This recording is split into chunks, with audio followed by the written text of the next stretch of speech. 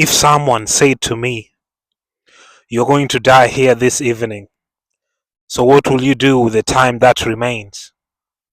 I would say, I will look at my watch, drink a glass of juice, and crunch on an apple, and observe at length an ant that has found her day's supply of food. Then look at my watch. There's still time to shave and take a long shower. A thought will occur to me. One should look nice to write, so I'll wear something blue. I will sit until noon, alive at my desk, not seeing a trace of color in the words. White, white, white. I will prepare my last meal, pour wine into 2 glasses for me and an unexpected guest, then take a nap between 2 dreams, but the sound of my snoring will wake me up. Then I will look at my watch. There's still time to read. I will read a canto of Dante and half a mulaka and see how my life goes from me into other people and not wonder who will take its place. Just like that, just like that. Then what? I will comb my hair and throw this poem, in the rubbish bin. Put on the latest shirt from Italy, say my final farewell to myself with a backing of Spanish violins, then walk to the graveyard. That was a poem by Mahmoud Darwish. It's called The Rest of a Life. Mahmoud Darwish. This is a very nice copy with a preface by Ruth Padel. I really loved it. And Mahmoud Darwish is a very important Palestinian poet who has written a lot on the sufferings of the people of Palestine, and he has used his voice as a poet to reflect the times, and that has been a very important aspect of his life as a poet. So I just wanted to read to you a few of his poems, which I really loved from this, and which really sort of are still relevant with all the sort of things that are going around in the world today. So I will read another, which is sort of a prose poem called Green Flies. Green Flies by Mahmoud Darwish.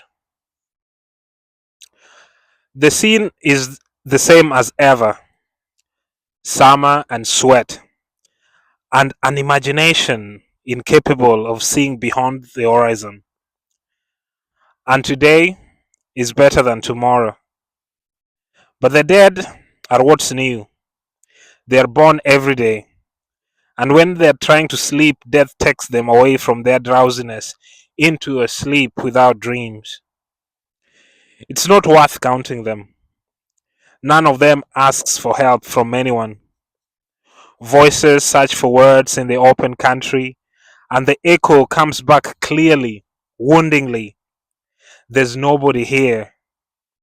But there's somebody who says, it's the killer's right to defend the killer's instinct, while the dead say belatedly, it's the victim's right to defend his right to scream.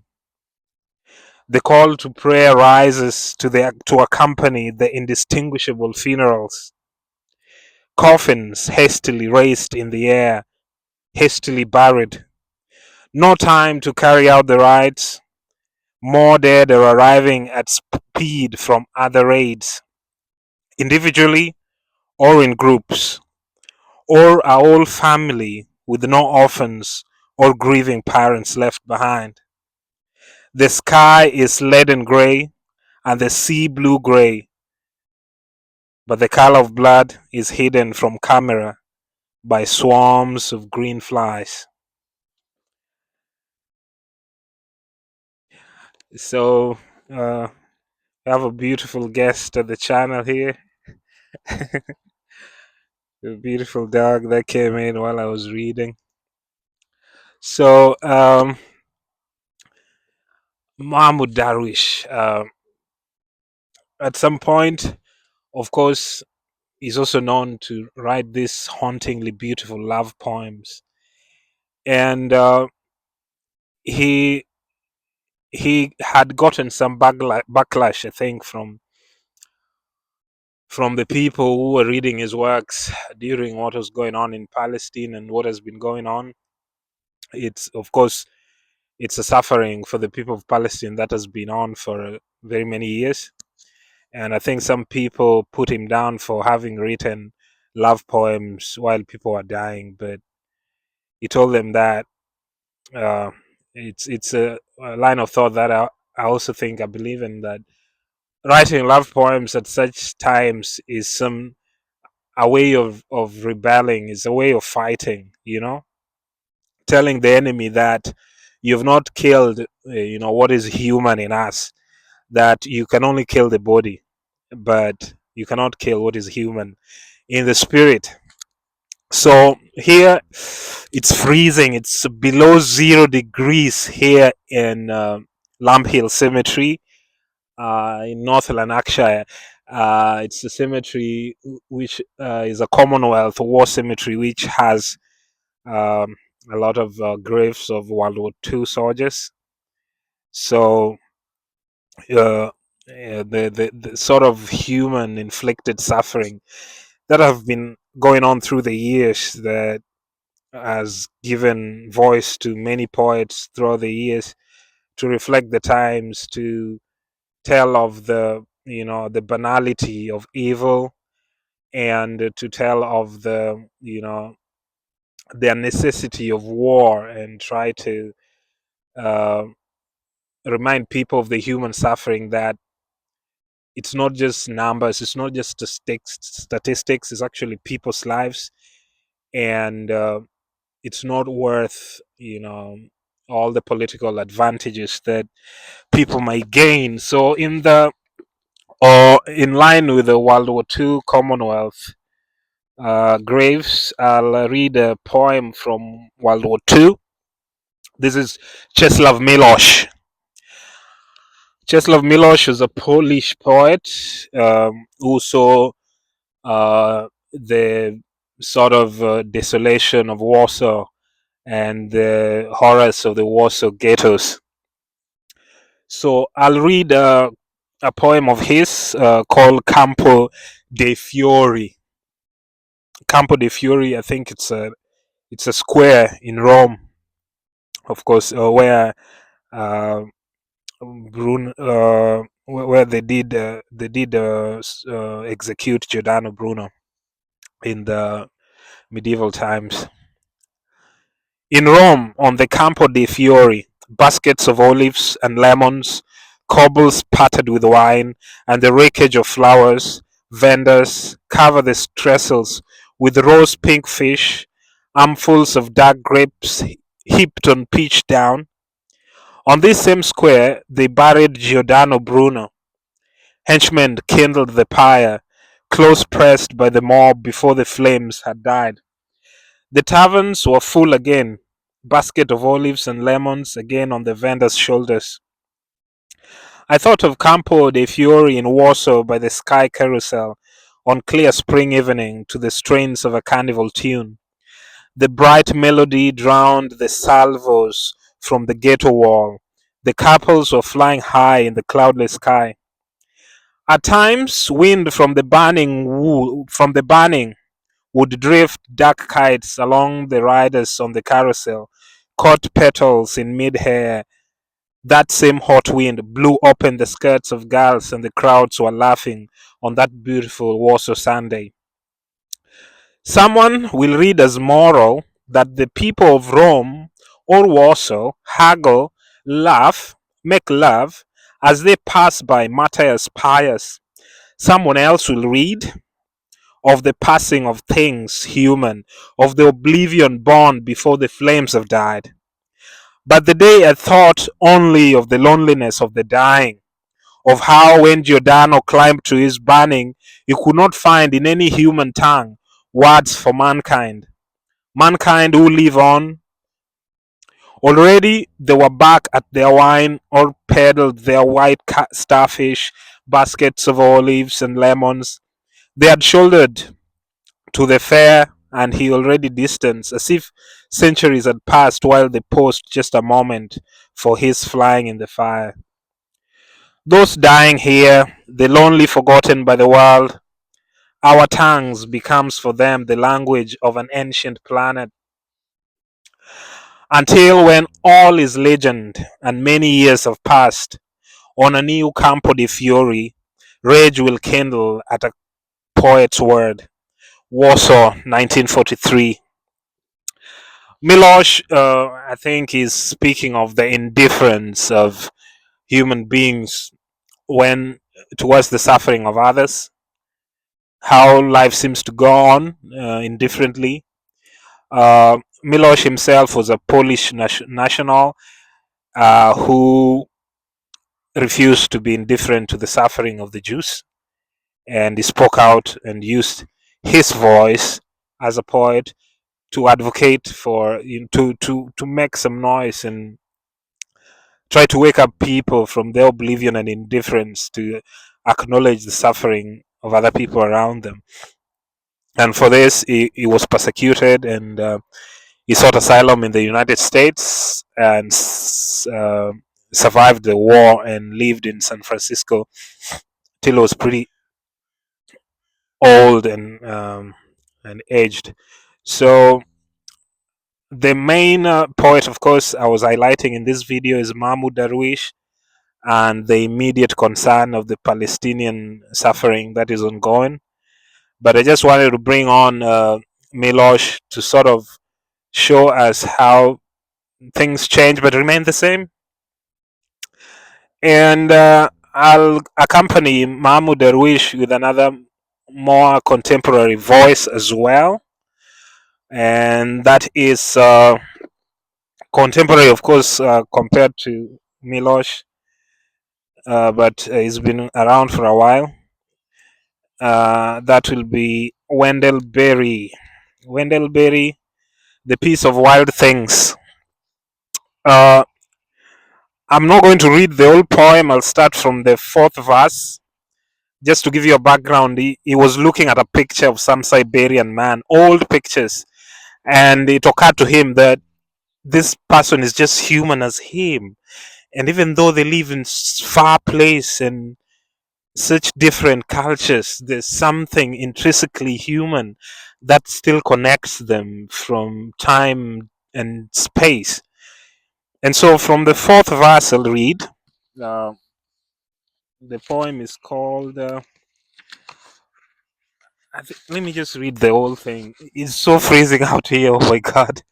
I'll just read the whole thing very fast.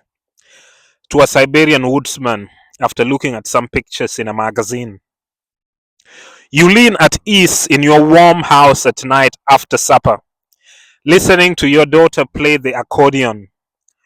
You smile with the pleasure of a man confident in his hands, resting after a day of long labor in the forest.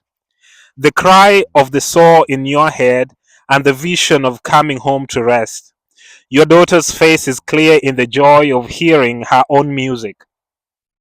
Her fingers live on the keys like people familiar with the land they were born in. You sit at the dinner table late in the night with your son, tying the bright flies that will lead you along the forest streams. Over you, as your hands work, is the dream of the still pools. Over you is the dream of your silence while the east brightens, birds waking close by you in the trees. I've thought of you stepping out of your doorway at dawn, your son in your tracks. You go in under the overreaching green branches of the forest, whose ways, strange to me, are well known to you as the sound of your own voice, or the silence that lies around you now that you've ceased to speak. And soon the voice of the stream rises ahead of you, and you take the path beside it. I've thought of the sun breaking pale through the mist over you as you come to the pool where you will fish, and of the mist drifting over the water, and of the cast fly resting light on the face of the pool. And I am here in Kentucky, in the place I've made myself in the world. I sit on my porch above the river that flows muddy and slow along the feet of the trees. I hear the voices of the wren and the yellow throated warbler whose songs pass near the windows and over the roof. In my house, my daughter learns the womanhood of her mother. My son is at play pretending to be the man he believes I am. I am the outbreathing of this ground. My words are its words, as the wren song it is song. Who has invented our enmity? Who has prescribed us hatred of each other? Who has armed us against each other with the death of the world?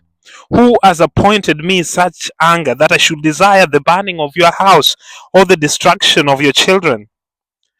Who has appointed such anger to you?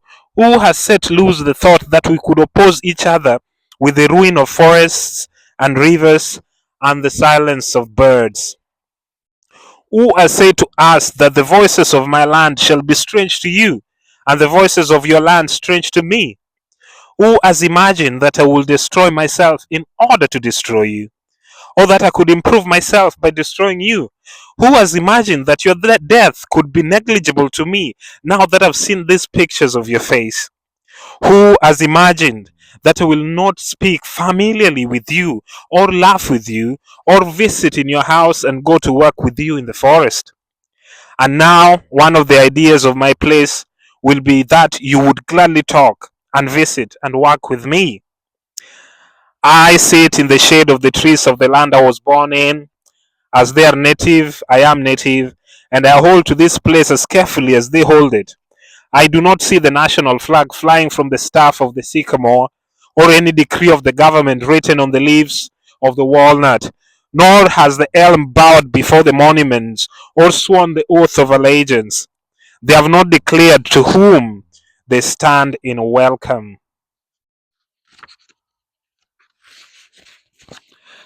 In the thought of you, I imagine myself free of the weapons and the official hates that have borne on my back like a hump. And in the thought of myself, I imagine you free of weapons and official hates, so that if we would meet, we would not go by each other looking at the ground like slaves sullen under their burdens, but would stand clear in the gaze of each other. There's no government so worthy as your son who fishes with you in silence beside the forest pool. There's no national glory so calmly as your daughters whose hands have learned the music and go your own way on the keys and go their own way on the keys. There's no national glory so calmly as my daughter who dances and sings and is the brightness of my house. There's no government so worthy as my son who loves and he comes up the path from the river in the evening for joy. Oh my God, Wendell Berry, the piece of wild things. Um, I mean, Wendell Berry, in his love for nature, has managed to find the essence of existence, and in his love for nature, he has also discovered the importance of love for one another and the sublime beauty of nature that is indifference to all our quibbles and trifles. And if each of us could come to this realization, we'd realize that allegiances, governments, political advantages, economical advantages, it's not what matters at the end of the day. And just the same things that we feel, the same loves that we feel, and the same human relations that we have with the people close to us is the same with the other person, even if you're you know separated from them through distance and time. And he realizes this by just looking at a picture of a Siberian woodcutter, I think, and his family, and he realizes it is also him. And so the suffering of people in Palestine, they're they're just as human as us. It could be you, it could be me. And when you realize this, and you'll try not to hold on to all these superficial allegiances that pass with time. And like Philip Larkin says, after we're gone, it's the love that will remain. So I like to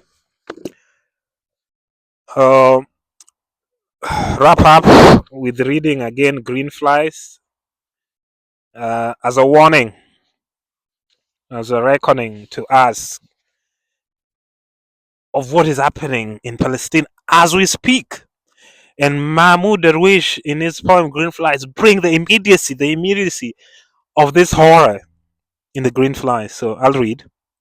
Green Flies. The scene is the same as ever: summer and sweat, and an imagination incapable of seeing beyond the horizon. And today is better than tomorrow. But the dead are what's new. They are born every day. And when they're trying to sleep, death takes them away from their drowsiness into a sleep without dreams. It's not worth counting them. None of them asks for help from anyone. Voices search for words in the open country, and the echo comes back clearly, woundingly. There's nobody here. But there's somebody who says it's the killer's right to defend the killer's instinct, while the dead says belatedly it's the victim's right to defend his right to scream. The call to prayer rises to accompany the indistinguishable funerals. Coffins hastily raised in the air, hastily buried. No time to carry out the rites. More dead are arriving at speed from other raids, individually or in groups, or a whole family with no orphans or grieving parents left behind. The sky is leaden gray and the sea blue gray, but the color of blood is hidden from the camera by swarms of green flies. Well, thank you for joining me in this cold, cold evening with the beautiful sunset in the background and frosty grass at Lamb Hill Cemetery, the Commonwealth Cemetery of World War II soldiers, where we come and lay flowers and say, never again, never again. Okay, Mahmoud Darwish, Czeslaw, Milosz, and Wendell Berry. Thank you for joining me. Like and subscribe. As always, beauty will save the world. Bye bye.